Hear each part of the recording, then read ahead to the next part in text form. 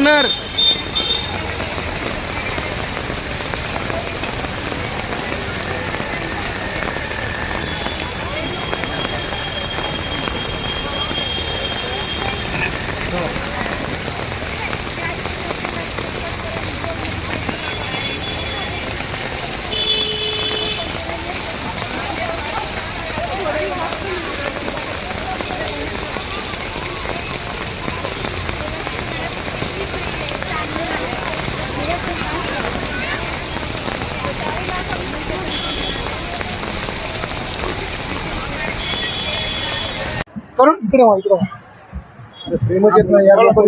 करोडोंची कामं केली जातात आणि या ठिकाणी साधारणतः म्हणजे मुबलक सेवा ही महापालिका देऊ शकत नाही.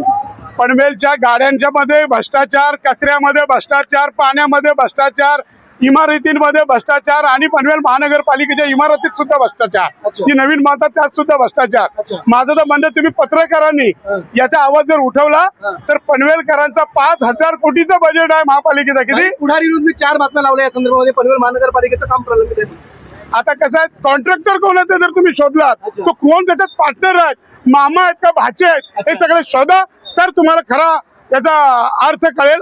हा प्रकार समोर आलेला आहे भाई की मूळ कॉन्ट्रॅक्टरला हाकलून आपल्या जवळचे कॉन्ट्रॅक्ट दिले जातात. मी तेच म्हणतो की इथं माझ्या मर्जीतला कॉन्ट्रॅक्टर पाहिजे. मग मर्जीतला कॉन्ट्रॅक्टर पाहिजे, मग पनवेलचा कर तू भर आणि तू मर, अशी पनवेलकरांची परिस्थिती. करदात्यांचा हा अपमान आहे असं म्हणावं लागेल. करदात्यांचा केवळ अपमान नाही तर करदात्यांची लूट आहे. अच्छा, काय या आंदोलनातून काय इशारा देत आहे? या आंदोलनात तुम्ही बघता जनता स्वतःहून आलेली आहे. ही जनता महानगरपालिकेला आज इशारा देते, पण पुढच्या 15 दिवसाच्या अल्टिमेट मध्ये महानगरपालिकेच्या अधीन टाळा मारणार, महापालिकेला टाळा मारणार.